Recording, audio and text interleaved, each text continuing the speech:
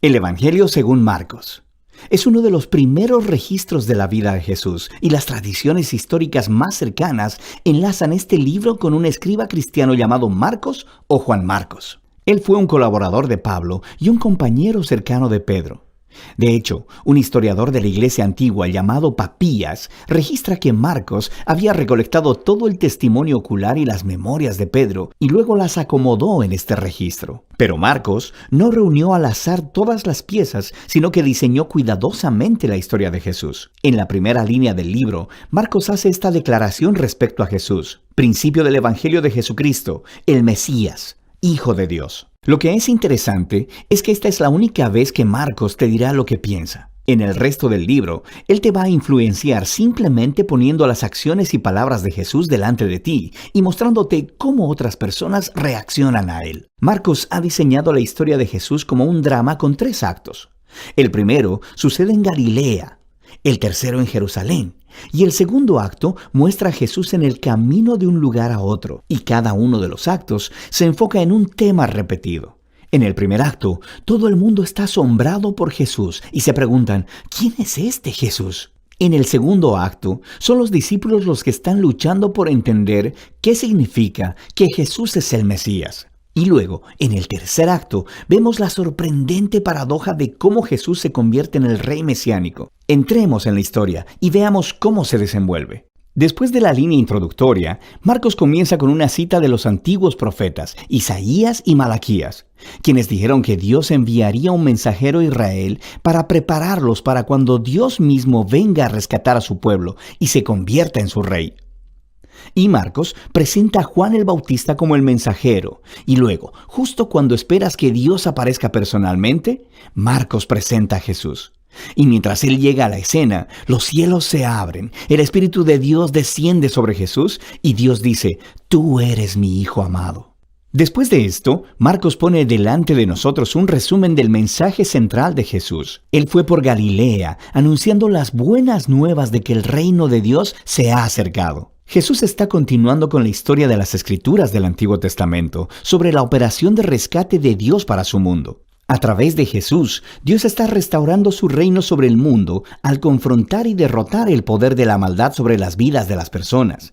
Y entonces las invita a vivir bajo su reino al seguir a Jesús. A partir de aquí, Marcos nos da un gran bloque de historias, mostrándonos el poder de Jesús mientras Él trae el reino de Dios.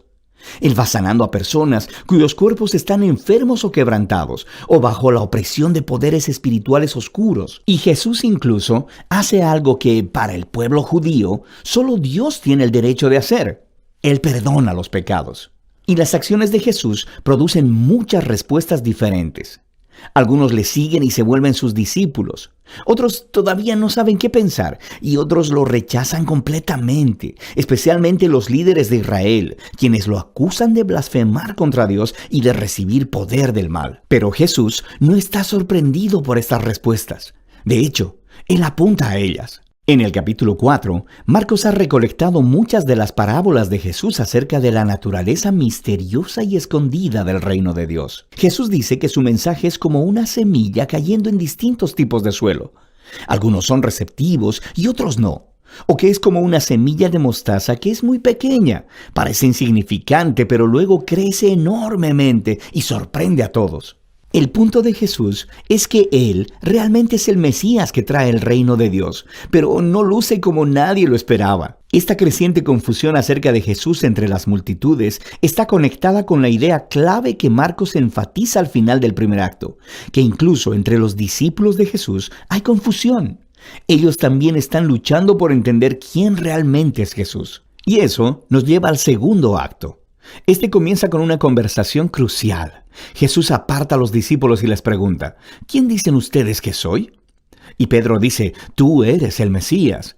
Pero luego queda claro que Pedro quiere decir que Jesús es un rey militar victorioso, del linaje de David, que rescatará a Israel de los romanos. Pero para Jesús, ser el Mesías significa que Él es el rey, siervo sufriente de Isaías 53, quien traerá el gobierno de Dios entregando su vida en Jerusalén. Y los discípulos no lo entienden. Ellos piensan que seguir al Rey Jesús significa ser famosos e importantes. Y Jesús deja claro que seguirle, en realidad, significa morir, como cargar tu propia cruz. Significa rechazar la violencia, el orgullo y el egoísmo, y entregar tu vida a favor de otros en actos de servicio y amor. Él tiene la misma conversación con ellos 2 veces más. Y todo culmina en la importante declaración de Jesús de que el Hijo de Dios no vino a ser servido, sino para servir y para dar su vida en rescate por muchos. Los discípulos todavía no lo entienden, responden con miedo y confusión. Así que aquí, en el segundo acto, Marcos ha colocado otra historia clave que hace eco de la introducción del libro. Jesús toma a 3 de sus discípulos y los lleva a una montaña, y de pronto es transformado. Él está radiante, con luz y gloria, y una nube los cubre. Ahora, esto es justo como la gloria del Dios de Israel se mostró hace mucho tiempo en el monte Sinaí. Y luego, 2 profetas que estuvieron en la presencia de Dios en el monte Sinaí, Moisés y Elías, aparecen junto a Jesús mientras Dios declara de nuevo: «Este es mi Hijo amado». Al colocar esta historia en medio de todas estas conversaciones en el segundo acto, Marcos está haciendo una declaración asombrosa. Jesús, el Hijo de Dios, es la encarnación física de la misma gloria de Dios. Y en Jesús, el glorioso Dios de Israel se convertirá en rey al sufrir y morir por los pecados de su propio pueblo. Esta es una declaración misteriosa que confunde y asusta a los discípulos mientras dejan la montaña. Lo que nos lleva al tercer acto. Para la Pascua, Jesús hace una entrada pública real en Jerusalén. Las personas lo están alabando como el Mesías, y luego Él entra en el atrio del templo y ejerce su autoridad real al sacar a los ladrones y estafadores y deteniendo el sistema sacrificial. Entonces esto inicia una semana completa de debates entre Jesús y los líderes de Israel, condenando su hipocresía. Así que ellos preparan un plan para asesinarlo. Y Jesús le advierte a sus discípulos, prediciendo que Jerusalén y su templo serán destruidos en una generación, y que sus discípulos serán perseguidos como Él, hasta que Él regrese un día a traer el reino de Dios completamente sobre la tierra. Y todo esto lleva a la noche final. Jesús tiene su última cena de la Pascua con los discípulos, una cena simbólica que contaba la historia de la liberación de Israel a través de la muerte del Cordero de la Pascua. Y Jesús toma estos símbolos y les da un nuevo significado.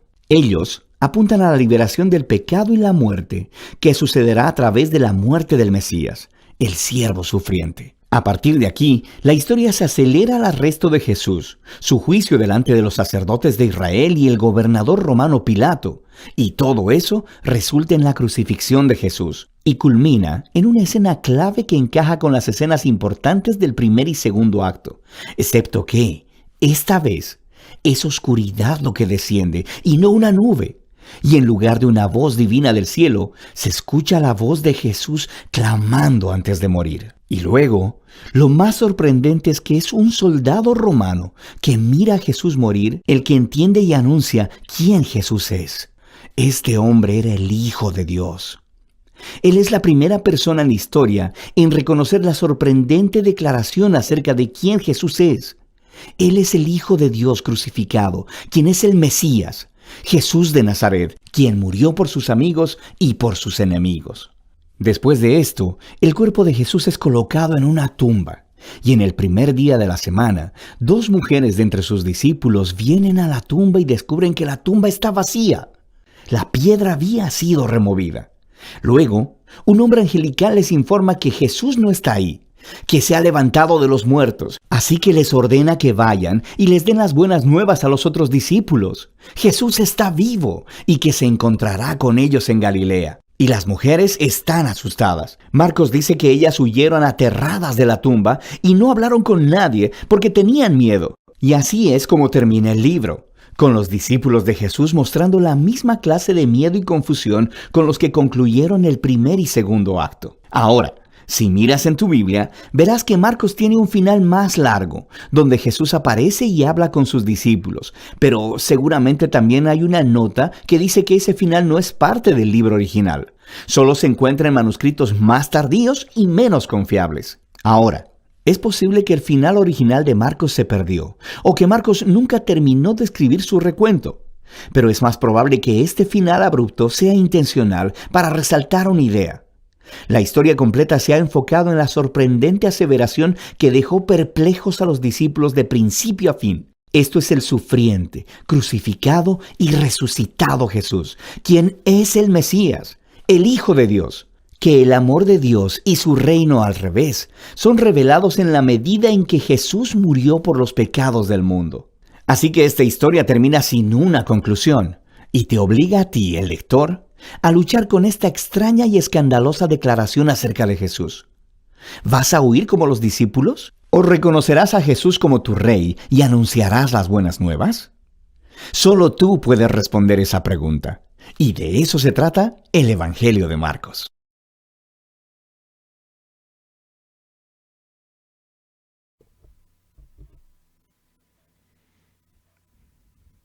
Qué gusto saludar y darle la bienvenida a este precioso espacio que el Señor nos regala, esta oportunidad de estar conectados para nuestro reto Marcos, preparar el camino del Señor. Bienvenida para todos los que están conectados desde las diferentes plataformas donde usted nos puede encontrar y por supuesto usted que está participante de este tiempo. Bendecimos al Señor por su vida y por su corazón y creemos que es un tiempo precioso el que el Señor nos regala. Gracias por sumarse. Hoy estamos ya en nuestro segundo día. Estamos leyendo del versículo 21 al 45 del capítulo 1 del Evangelio de Marcos. Ya tuvimos la oportunidad de tener nuestro primer día de reto Marcos, así que gracias a usted que está participando. También si usted se está conectando en las noches a través de la plataforma Zoom, estamos teniendo una batalla bíblica donde estamos aprendiendo, preguntando, ayudándonos, creciendo unos con otros. Estamos en un tiempo precioso de compartir. También estamos en nuestro propósito de memorizar, de estudiar la palabra del Señor. Este reto lo hemos nombrado con el eslogan "Preparad el camino del Señor". Y eso es lo que creemos que Dios va a estar haciendo y está haciendo durante este tiempo.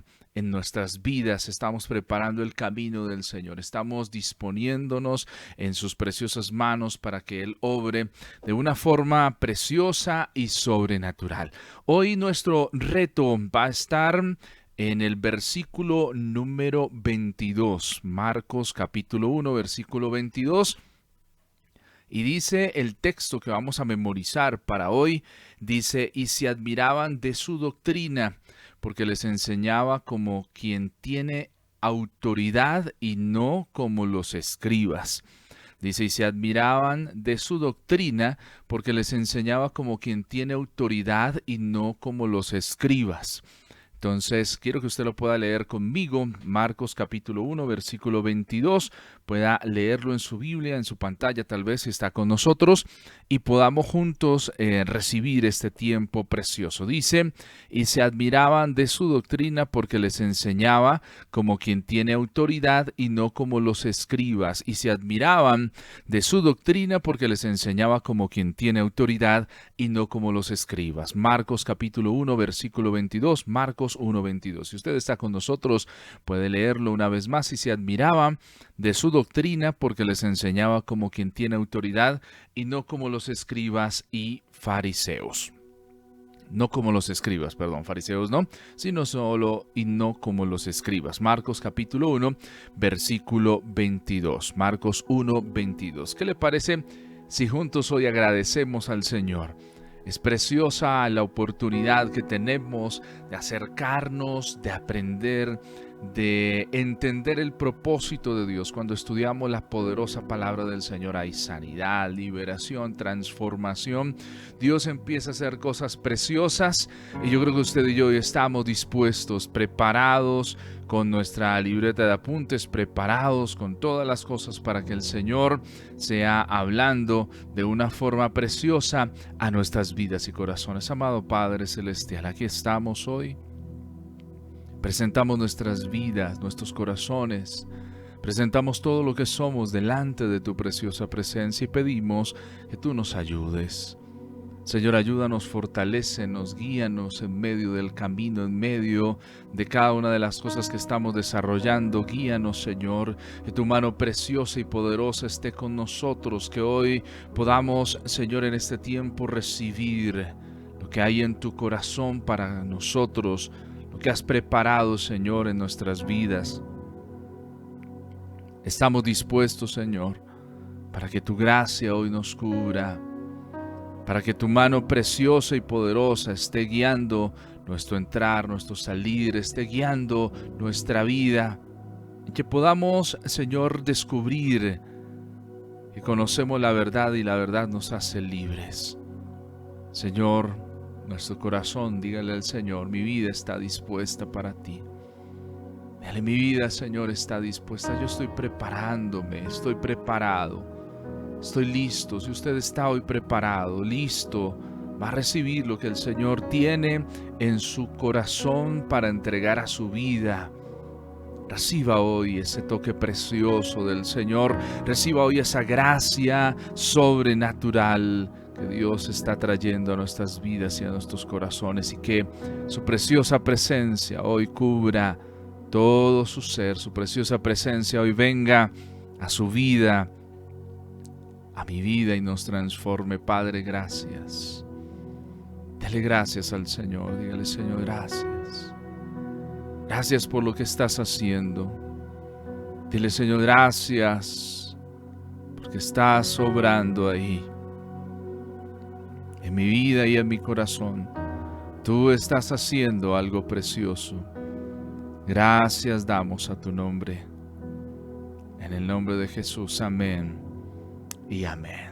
Puede decir amén con nosotros, escriba en el chat, diga amén en el lugar donde usted está y crea que el Señor es el que obra y bendice de una forma preciosa y sobrenatural nuestras vidas y nuestros corazones. Quiero invitarle para que hoy vamos a estar reflexionando Marcos capítulo 1. Esta es nuestra porción del versículo 21 al versículo 45. Vamos a estar pensando en lo siguiente: como quien tiene autoridad. Como quien tiene autoridad. Le invito para que vaya conmigo al Evangelio de Marcos capítulo 1, versículos 21, y pueda leer conmigo en la poderosa palabra del Señor del 21 en adelante. Dice la palabra del Señor: y entraron en Capernaum, y los días de reposo, entrando en la sinagoga, enseñaba. Y se admiraban de su doctrina, porque les enseñaba como quien tiene autoridad y no como los escribas. Pero había en la sinagoga de ellos un hombre con espíritu inmundo, que dio voces diciendo: «Ah, ¿qué tienes con nosotros, Jesús Nazareno? ¿Has venido para destruirnos? Sé quién eres, el Santo de Dios». Pero Jesús le reprendió diciendo: «Cállate y sal de él». Y el espíritu inmundo, sacudiéndole con violencia y clamando a gran voz, salió de él. Y todos se asombraron, de tal manera que discutían entre sí diciendo: «¿Qué es esto? ¿Qué nueva doctrina es esta? Que con autoridad manda aún a los espíritus inmundos y le obedecen». Y muy pronto se difundió su fama por toda la provincia alrededor de Galilea. Padre, pedimos que hoy hables a nuestras vidas y corazones de una forma preciosa, que nos permitas entender el plan y propósito que tú tienes, y nos permitas, Señor, ser inspirados a través de tu preciosa y poderosa palabra. En el nombre de Jesús, amén y amén. No olvide este título: como quien tiene autoridad. Una de las cosas que es importante que todos entendamos es sobre la autoridad. Lastimosamente, cuando hablamos de autoridad, estamos en una época donde la autoridad siempre la vemos como con cierto recelo. Estamos en un momento donde ha crecido algo que es más contrario, es la anarquía, que va contra todo lo que tenga que ver con autoridad, y es más fácil seguir el camino de la anarquía que seguir el camino del respeto por la autoridad, aquellos que encarnan la autoridad. Lastimosamente nos hemos encontrado a veces con malos ejemplos de personas que ejercen autoridad. ¿Cuántas veces hemos visto a la autoridad quebrantar la ley, buscar su propio beneficio en detrimento de lo que deberían defender? ¿Cuántas veces Hemos visto cómo la corrupción ha minado la autoridad y entonces la autoridad ha perdido esa autoridad, ha perdido como ese lugar donde le hemos colocado y entonces ya la autoridad muchas veces vemos cómo se puede corromper a través de recursos, se puede corromper a través de dineros y entonces eso va desdibujando la forma en la que nosotros podamos entender la autoridad. Marcos es un evangelio que desde un inicio, cuando se presenta el evangelio, introduce un conocimiento muy puntual de autoridad. Y a lo largo de su narrativa, Marcos nos habla y nos muestra a un Jesús que ejerce autoridad, pero se diferencia mucho de lo que pasa en ese momento. En el momento cuando está Jesús, que viene, que está en el primer siglo, hay diferentes personas que encarnan autoridad. Hay autoridad religiosa, encarnada en personas como los escribas, como los fariseos, los doctores de la ley, personas que conocen los rabí o los rabinos, que han estudiado la Torá, han estudiado la ley, la conocen, la interpretan y enseñan a las demás personas para que puedan aprender de eso. Pero también tenemos autoridades legales, hay procuradores, hay gobernadores, hay soldados, hay centuriones, diferentes personas que encarnan esa autoridad. Entonces, una de las cosas que hace Marcos es colocarle a Jesús y mostrar que en Jesús hay un desarrollo de la autoridad que él emana, que desde él se da, que es reconocible y en lo que él hace, pero también que es reconocible en el mundo espiritual. Entonces, la autoridad que ve Marcos y que introduce aún desde el versículo 1, si nos devolvemos un momento, de una vez él enmarca de quién es que va a hablar y bajo qué cubierta o bajo qué autoridad Jesús hace las cosas, porque dice principio del Evangelio de Jesucristo, Hijo de Dios. Ahí ya lo está colocando bajo un principio de autoridad. Y esto es importante que lo podamos entender y lo podamos desarrollar. Marcos, cuando presenta el Evangelio, de una vez nos da un principio de autoridad. ¿Cómo se desarrollan los principios de autoridad? Una de las cosas que se desarrolla y siempre vemos la insistencia de preguntarle a Jesús, ¿en nombre de quién hace usted? ¿A quién le pertenece? La palabra cuando dice Hijo de Dios, está diciendo a quién le pertenece. ¿Hijo de quién? No sé si usted se ha dado cuenta que muchas veces todos venimos con una herencia. Algunos para bien, otros para no tan bueno. Ese que se nos reconozca como hijos de alguien es un principio que denota la cobertura o lo que a quién le pertenecemos o de quién somos, ¿sí? Yo soy hijo de Fernando, ¿sí? Entonces, las personas que conocen y han reconocido a mi padre o a mi mamá, en ciertos círculos me pueden reconocer a mí. Bajo esa cubierta estoy, bajo ese principio de autoridad. Y entonces vemos personas que muchas veces se enorgullecen de quién son hijos, pero también vemos personas que muchas veces se entristecen de quién vienen. Entonces Marcos introduce esto, dice Evangelio de Jesucristo, Hijo de Dios. Entonces ya lo coloca a Jesucristo en un marco de un desarrollo, es el Hijo de Dios, o sea, no es cualquiera, ¿sí? Tiene una connotación, una carga que la está colocando y a la par que lo coloca empieza a mostrar en su narrativa cómo hay una consecuencia directa sobre Jesús al ser ese Hijo de Dios. Y empieza a desarrollar toda esta narrativa que nos lleva al versículo 22 del capítulo 1, ¿sí? Que es cuando no solo se ve en la autoridad que tiene para que ocurran milagros, sino también en algo muy particular que es en la forma en la que Jesús enseña. La palabra que se utiliza en el griego para hablar de autoridad es la palabra exousia. Exousia. Eu- exousia. Exousia. Entonces, esta palabra exousia tiene significado, el significado, la definición más puntual es autoridad, pero también es derecho, pero también se puede traducir como dueño o también en el marco de una jurisdicción, en el marco de libertad, de poder que se le otorga a alguien, de potencia o de esa potestad que le ha sido entregada a alguien. Entonces, lo que encontramos en Marcos capítulo 1, versículos del 21 en adelante y en todo el capítulo y también en toda la narrativa que va a desarrollar Marcos es la utilización de esta palabra exousia para denotar lo que es una autoridad, pero una autoridad que tiene más allá y que va un poco más allá del simple desarrollo de poder.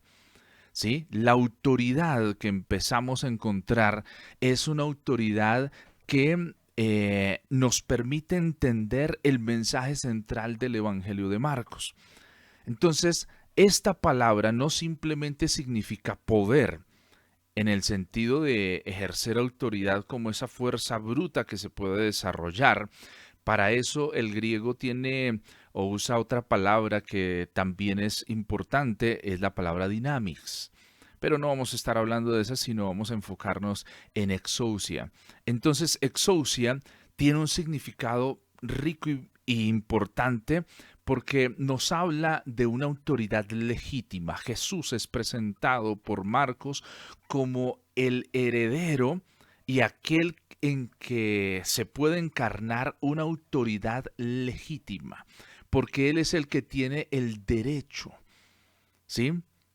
El derecho a actuar, a decidir, tiene un derecho que encarna para poder mandar, porque es el Hijo de Dios. Y esto es importante entenderlo. A Jesús muchas veces nosotros, como les dije en un inicio, tenemos un problema a veces con el tema de autoridad, porque vemos la autoridad como algo que viene a imponerse sobre nosotros, que muchas veces dista lo que dice y lo que encarna de lo que hace. Entonces predica, pero no aplica. El concepto que muchas veces nosotros tenemos de autoridades son personas que sí, están puestas en un lugar de privilegio, pero lo que dicen y lo que hacen no es consecuente. Muchas veces esas cosas o esas formas de autoridad han socavado el que nosotros la entendamos. Pero también para el cristiano es importante entender la autoridad porque encarna Jesús ese poder delegado a quien le han dado esa autoridad, resultado en su vida que se ve en su ministerio de una forma integral. Se ve esa exousia también como esa facultad que tiene para disponer de algo. Y eso también se puede encarnar y se puede entender en Jesús. Entonces, en el marco de esa exousia, Jesús empieza a mostrar y empieza a ser reconocido por esa autoridad que tiene. Y esa autoridad va en dos aspectos. El primer aspecto que encontramos es en el versículo 22, porque Jesús entra en la sinagoga y él empieza a enseñar. No cualquier persona enseña en una sinagoga. El que enseña en una sinagoga es aquella persona que ha pasado por un proceso de enseñanza o que se le reconoce como un rabí. Los rabí tienen la connotación de que han sido instruidos, Y una de las cosas y una de las palabras y las formas como se reconoce a Jesús es como rabí, como el maestro, el que enseña. Y tiene una particularidad que en el versículo 22 dice, y se admiraban de su doctrina porque les enseñaba como quien tiene autoridad y no como los escribas. Entonces, aquí se da un primer acercamiento a entender el tipo de autoridad que tiene Jesús. Y no solo se da y se entiende la autoridad porque ocurran milagros, sino porque cuando Él enseña, cuando dice se admiraban de su doctrina, o sea, doctrina habla de aquello que se quiere enseñar, ¿sí? La doctrina es donde se transmite aquellos pensamientos y conceptos. Es un conjunto de enseñanzas, son principios que sustentan el argumento de alguien sobre algo y digamos que la doctrina es importante porque habla de lo que se dice. Entonces Jesús está impartiendo una doctrina y esa doctrina genera admiración porque se enseña como quien tiene una exousia, una autoridad. ¿Sí? Quien tiene autoridad, o sea, lo que Jesús dice no son las palabras o la repetición de otros, como tenían por costumbre los escribas. ¿Cómo se enseñaba? Muchas veces los escribas tomaban el texto bíblico y entonces hablaban y decían, bueno, el rabí de tantas generaciones o el rabí tal, él hablaba sobre esto, entonces ellos bebían o tomaban de la interpretación de otros y sobre eso hablaban. Pero Jesús no toma y Jesús no habla de la escritura diciendo es que el rabí fulano no, sino él dice y lo expresa de forma puntual, él es el que habla a sí mismo con la autoridad. Él no cita a otros rabinos. Él habla e interpreta las escrituras y dice es que lo correcto y lo que quiere decir esto es esto. Porque Jesús mismo también en los evangelios se define como el camino, la verdad y la vida. Y al definirse así, está colocándose en una posición de autoridad y la gente lo reconoce porque sus enseñanzas son diferentes. La forma en la que basa y hace el ejercicio de autoridad no es como la tradición. La tradición basa su autoridad en que se habla de otras personas que han estudiado o que han tenido una revelación. Jesús mismo no habla de eso, sino él se coloca, ¿sí? Y se presenta a sí mismo como el camino, la verdad y la vida, como aquella encarnación de autoridad. Su palabra y su doctrina es la palabra definitiva que viene de parte de Dios. Entonces, en ese aspecto es importante entender esa exousia que se está desarrollando, que viene de parte del Señor, que se está desarrollando y que se entiende en Jesús. ¿Jesús quién es? ¿Quién es Jesús? Jesús es el ungido que posee una autoridad única y soberana que Dios mismo le ha dado. Y entonces en el marco de esa autoridad vemos lo que pasa con Jesús en su bautismo. Muchos se bautizaban, pero solo cuando Jesús se bautiza se escucha, se abren los cielos, desciende el Espíritu Santo en forma de paloma, se posa sobre él y hay una voz que dice, este es mi Hijo amado, en quien tengo complacencia. Entonces, en la vida de Jesús empiezan a desarrollarse aspectos muy puntuales para entender y para que se vea que hay una exousia diferente en él. Él enseña como quien tiene autoridad, no enseña como los otros que tal vez están repitiendo lo que aprendieron de otros, sino enseña de una forma que las personas pueden, cuando lo escuchan, decir: tiene razón, es concreto, es puntual, estoy entendiendo lo que él me quiere comunicar. Y entonces no solo se da la autoridad de Jesús, la exousia, a través de lo que él habla, sino también a través de lo que él ministra. Porque en aquel momento, dice que en la sinagoga, en versículo 23, había entre ellos un hombre con un espíritu inmundo que empezó a dar voces diciendo: ¿qué tienes con nosotros, Jesús Nazareno? Entonces aquí vamos a ver la utilización propia, no solo de la autoridad a través de la enseñanza, que es mostrar los principios del reino. Jesús predica los principios del reino de una forma entendible, que hay en él esa autoridad. Pero esa autoridad también se ejercita en el mundo espiritual para traer libertad a los cautivos. Y aquí se presenta un hombre que está cautivo por un espíritu inmundo.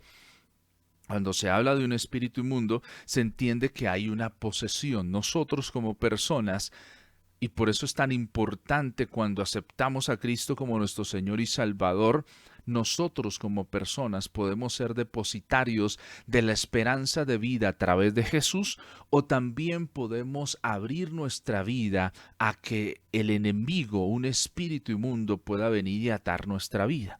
Por eso es tan importante para usted y para mí entender que cuando hacemos nuestra oración de fe, estamos recibiendo de parte del Señor, que viene a nosotros a través del Espíritu Santo, toma posesión de nosotros. Entonces estamos siendo sellados con el Espíritu de la promesa y tenemos ahora en nosotros una nueva creación, que comienza a escribirse una nueva historia en nosotros en el momento que aceptamos a Cristo como nuestro Señor y Salvador. Y entonces ahí empieza a haber un desarrollo de autoridad también que el Señor coloca sobre nosotros, y autoridad que tenemos bajo la cubierta que estamos, y es bajo su preciosa mano, bajo la cubierta del nombre que es sobre todo nombre. Entonces hay un espíritu inmundo que empieza a dar voces y empieza a confrontar, y que reconoce en Jesús aquel que tiene autoridad y que representa algo. Entonces lo primero que dice este espíritu inmundo es: ¿qué tienes con nosotros, Jesús Nazareno? Entonces él empieza a ver que en aquella sinagoga, y esto es bien interesante, la sinagoga es un lugar donde se reúnen las personas para buscar del Señor, pero aún allí hay un hombre que está atado por un espíritu inmundo, ¿sí? Y entonces este espíritu inmundo después dice: ¿has venido a destruirnos? Y después dice: sé quién eres, el Santo de Dios. Mire lo que pasa con la autoridad que hay en Jesús. ¿Y por qué es tan importante para nosotros como cristianos entender esa exousia que representa a Jesús como Hijo de Dios? Porque ahí es donde también la palabra nos lleva a pensar, cuando en la Escritura misma dice que los demonios creen y tiemblan. Aquí este espíritu inmundo, ¿sí?, reconoce quién es Jesús. Y Jesús le reprende en el verso 25 diciéndole: cállate y sal de él. Y aquí vemos un ejercicio de exousia, de autoridad, donde la autoridad al Señor le ha sido dada en el cielo y en la tierra, por lo que Él representa y por lo que Él está haciendo.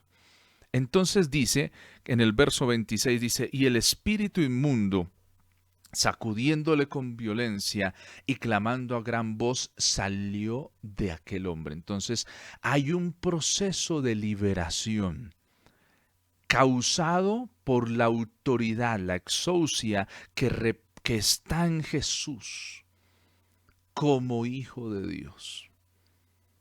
Y aquí hay un principio poderoso. Mira, en tu vida y en mi vida, si tenemos a Jesús en nuestra vida, la autoridad de Él está en nosotros. Por eso Jesús dice, pidan en mi nombre y yo lo haré para que el Padre sea glorificado. Por eso ahí entendemos la autoridad del nombre de Jesús. No hay otro nombre como ese nombre. No hay otro nombre en quien nosotros podamos entender y comprender ese principio de autoridad. Y entonces, cuando entendemos que hay autoridad en el nombre de Jesús, que Jesús encarna la autoridad, entonces Jesús es el que puede levantarse frente a la tormenta y decirle, calla, enmudece. Jesús es el que puede decir al espíritu inmundo, vete fuera. ¿Y qué pasa? Dice, y el espíritu inmundo, sacudiendo, verso 26, con violencia y clamando a gran voz, salió de él. Y todos se asombraron de tal manera que discutían entre sí diciendo, ¿qué es esto? Esto es algo que no estamos acostumbrados a ver. Cuando una persona se levanta con esa exousia, esa autoridad, y le dice al espíritu inmundo, salga ahí, váyase. ¿Qué doctrina es esta? Se preguntan todos los que están ahí en la sinagoga, ¿con qué que con autoridad manda aún a los espíritus inmundos y estos le obedecen? Y esto ocasiona que la fama de Jesús empiece a conocerse por muchos lugares. Hay un poder que es integral en Jesús, no es parcial, es total. Abarca lo que Él enseña, la palabra, tiene autoridad para interpretar y cumplir la ley. Jesús mismo dice, no he venido a quitarla, sino a cumplirla, a enseñarles cómo se cumple. En lo espiritual Jesús tiene esa exousia, tiene autoridad sobre Satanás y sus demonios. En lo físico se entiende la exousia que hay en Jesús, la autoridad, porque se muestra que Jesús puede sanar.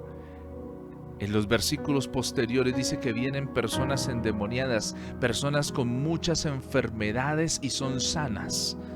Y los endemoniados son libres, porque ha llegado el reino de los cielos. Y entonces la autoridad se extiende a la sanidad de enfermedades y también al perdón de pecados. Y es interesante que lo vamos a ver en el desarrollo del Evangelio de Marcos, en la cumbre máxima del desarrollo de la autoridad. Y es cuando Jesús tiene autoridad también aún sobre la muerte. La muerte.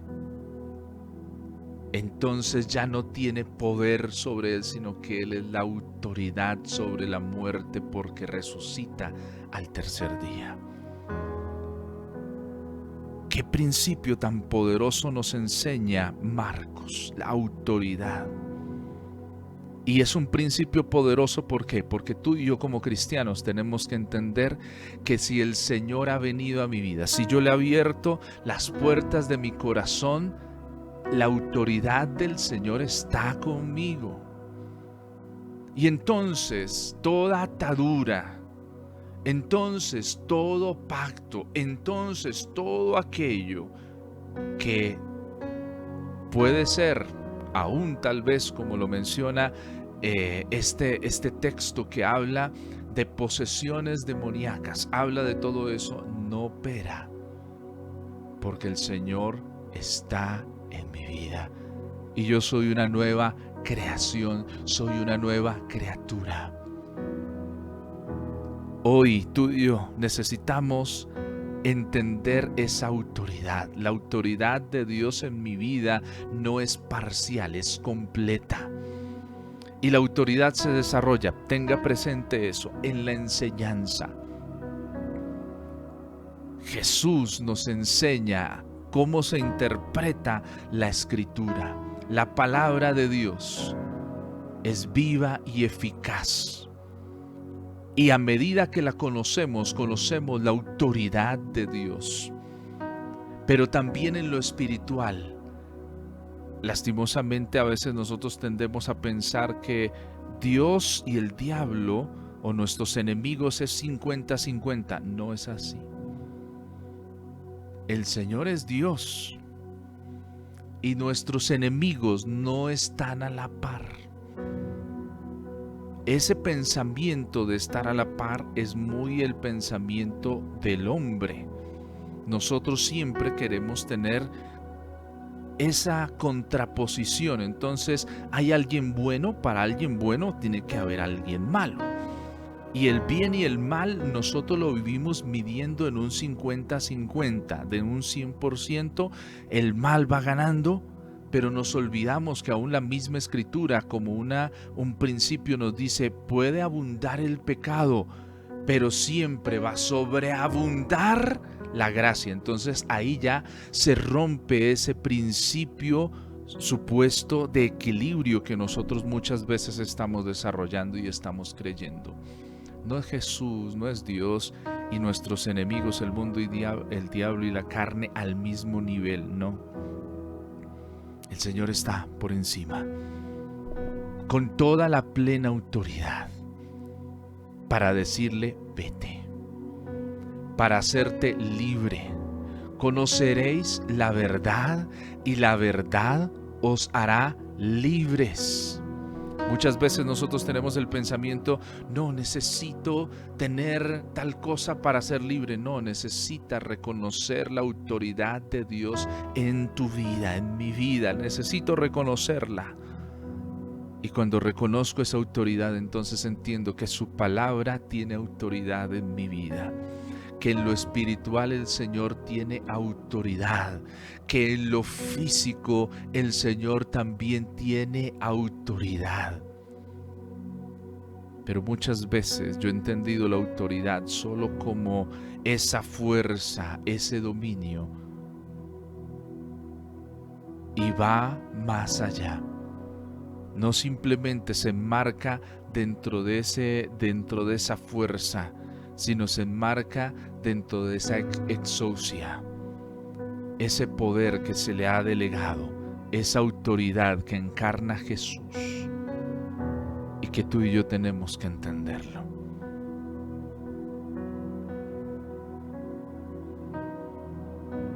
El Señor Jesús, Marcos nos presenta este principio de entender la autoridad.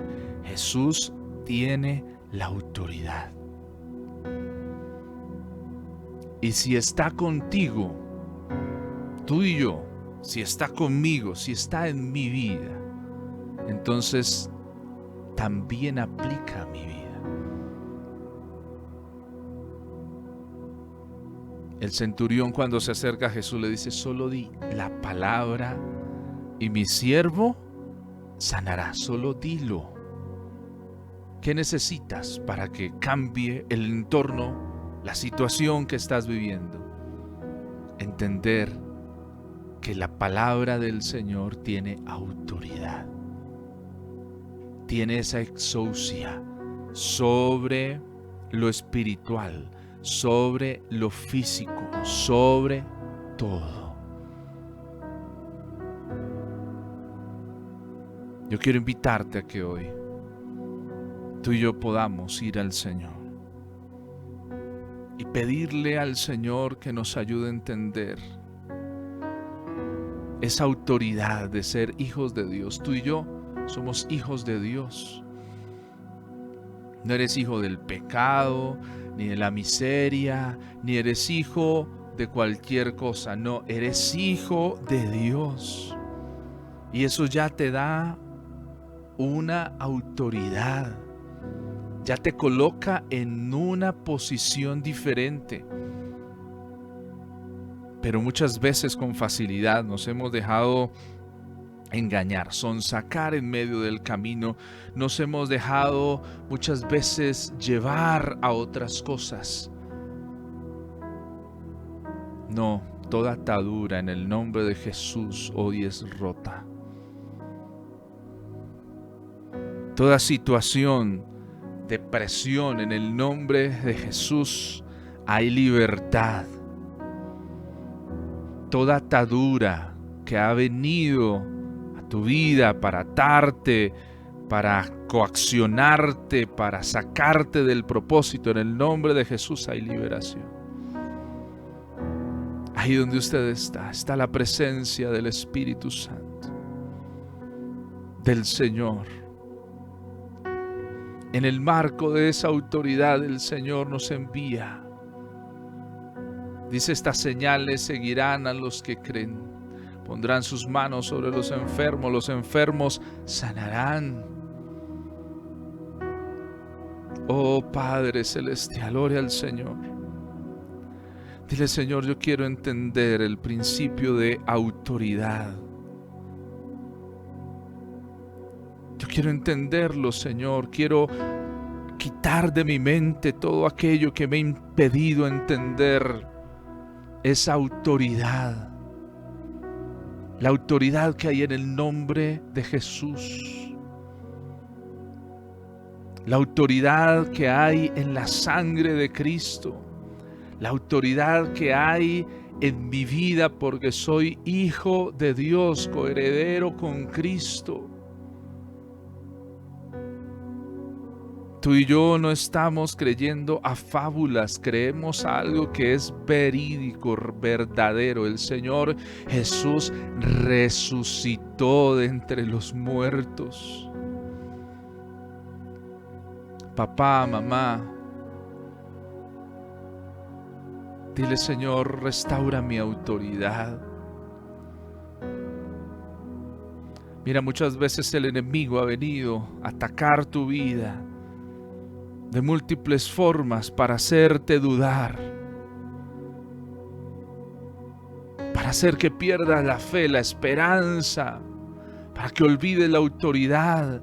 El Señor te ha hecho libre, pero intentan venir situaciones y tal vez aún el pensamiento, de pronto estás pensando, no, es que yo todavía no he sido libre, estoy atado, estoy con esto. No, entiende que si te has arrepentido y has venido al Señor, has sido liberado.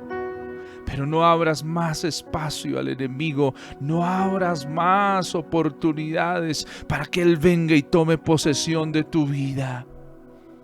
En el nombre de Jesús, ahora mismo haya liberación. Haya liberación de toda atadura.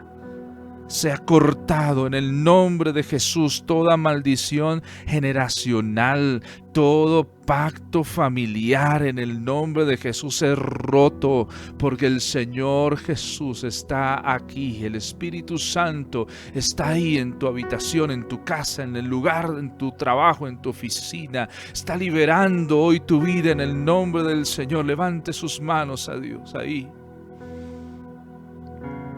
Oh Padre Celestial, ahora mismo, Santo Espíritu de Dios, poderoso Señor, ahí, toca, libera, Señor, en el nombre de Jesús, toda atadura en la mente, provocada por cosas que se han visto, que se han escuchado. En el nombre de Jesús, ahora mismo haya liberación. Padre Celestial, hoy tomamos la autoridad de ser hijos de Dios. En el nombre de Jesús, y no en nuestras fuerzas, sino tomamos de ti, de tu palabra, tomamos de tu autoridad. Señor, estás en nosotros ahora mismo, Señor. Oh Padre Celestial, ahí está el Espíritu Santo. Ahí está el Señor renovando su vida. Ahí está el Señor liberando, libera su vida, su mente, toda atadura del pasado, toda atadura, todo aquello que está minando la fe. En el nombre de Jesús haya sanidad, restauración ahora mismo. Santo, santo eres. Levante sus manos y puede hacerlo. Recibe ese toque precioso del Espíritu Santo. Señor, trae revelación. Queremos, Señor, también decir, Señor, tú nos enseñas como quien tiene autoridad. Perdónanos porque muchas veces nosotros nos hemos privado de estudiar tu palabra y hemos validado más las experiencias de otros. Agradecemos, Señor, por lo que has hecho con otros, lo que has hablado a sus vidas. Gracias, Señor.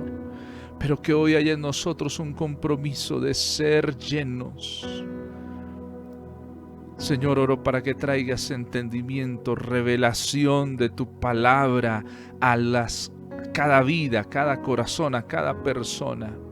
Mire, hay personas que el Señor empieza a traer revelación preciosa. Mira, cuando leas la palabra, vas a entender la palabra. Vas a entender, se va a volver una realidad para ti. Oh Padre Celestial, en el nombre de Jesús. Ahora mismo, todo aquello que ha estado nublando el entender la palabra del Señor, ahora mismo lo echamos fuera en el nombre de Jesús y creemos, Señor, que tú traes liberación. Coloque sus manos en su mente y dígale, Señor, mi mente es la mente de Cristo. Señor, hoy liberamos nuestra mente de toda pereza, de todo aquello que ha venido a atar nuestro entender la palabra. Ahora mismo, Señor, sean rotas esas cadenas, todas esas ataduras, producto de lo que han declarado nuestras palabras, que no es acorde a tu palabra. En el nombre de Jesús hoy haya liberación. Yo soy así. Palabras que han atado nuestra vida, nuestra familia, generaciones, aún nuestra iglesia, nuestros ministerios. En el nombre de Jesús hoy se ha derribado. Todo eso salga huyendo. Todo espíritu se vaya en el nombre de Jesús ahora mismo. Vete fuera. Ahora mismo, en el nombre de Jesús. Ahora mismo, en el nombre de Jesús. Ahora mismo, en el nombre de Jesús, fuera. Que la gloria del Señor brille. La gloria del Dios poderoso. Oh Señor, bendecimos tu nombre, Padre. Gracias.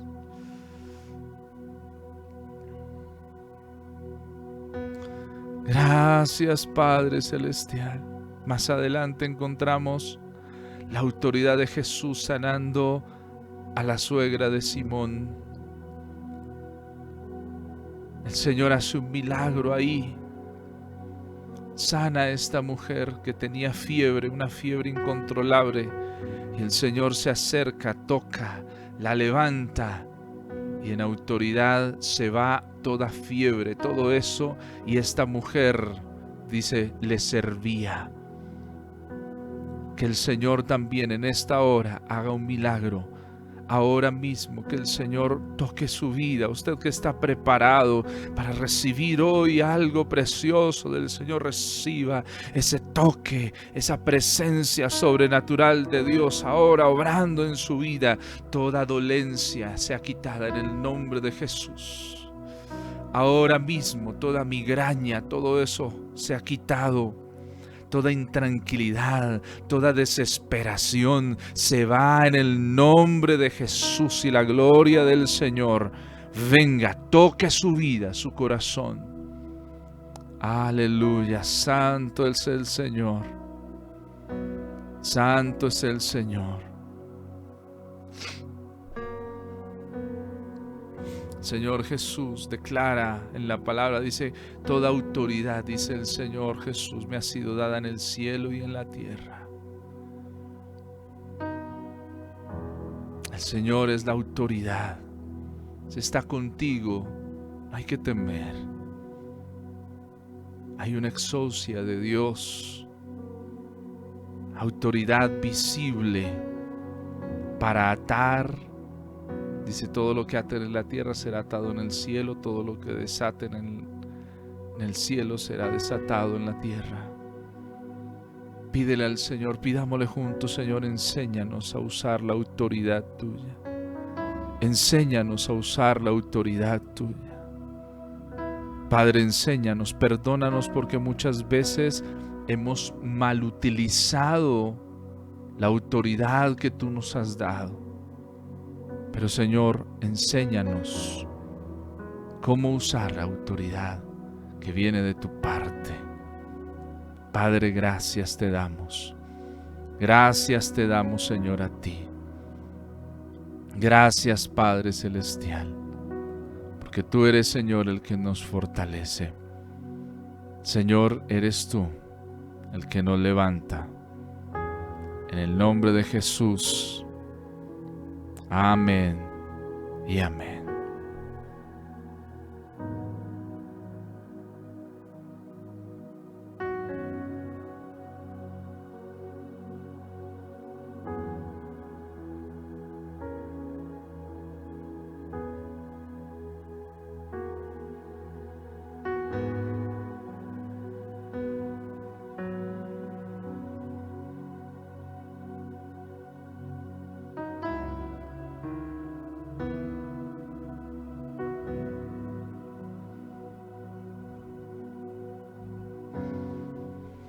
Dios bendiga su vida, su corazón, a usted que ha estado conectado en este precioso tiempo. Oramos para que el Señor le guarde, le fortalezca. Hoy es un día para entender la autoridad, para ver la autoridad del Señor. Pero no solo verla representada en Él, sino ver cómo eso también afecta nuestra vida porque tenemos al Señor. No tenga miedo. Sé que muchas veces a uno como que va abrigando miedos de cosas, pero no abrigue miedos en su vida porque en usted está el Señor. Esa es la primer convicción que tenemos que tener. Nos hemos arrepentido, entonces ha sido liberado.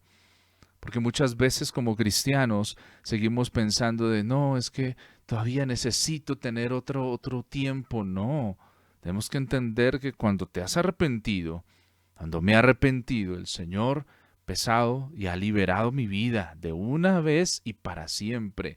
El arrepentimiento trae liberación. Arrepiéntete y traerá liberación a tu vida. Y todo espíritu, todo pacto queda roto porque el Señor está ahí presente en tu vida y en mi vida. Por eso es tan importante la búsqueda, por eso es tan importante leer su palabra, el escudriñarla y el llenarnos de esa palabra. No olvide nuestro texto para hoy, Marcos 1:22, y se admiraban de su doctrina, porque les enseñaba como quien tiene autoridad y no como los escribas. Marcos capítulo 1, versículo 22. Que el Señor bendiga su vida. Gracias por habernos acompañado. No olvide, esperamos se haya registrado, esté en el canal de El Reto Marcos, donde está llegando información, detalles. Si no lo ha podido hacer, escríbanos a nuestra línea habilitada más 571-661-7992. Que Dios bendiga su vida. Nos encontramos esta noche en nuestro tiempo de batalla bíblica después de las 8:30 de la noche, estudiando del versículo 21 al versículo 45. Y mañana espere un nuevo tiempo, un nuevo espacio precioso para que sigamos estudiando en este Reto Marcos, aprendiendo sobre ese preparar el camino del Señor en nuestras vidas para lo que el Señor desea hacer y quiere traer a todos y cada uno de nosotros. Dios bendiga su vida y su corazón. El Señor le guarde. Gracias por estar en sintonía con este espacio del Reto Marcos. Bendiciones para todos.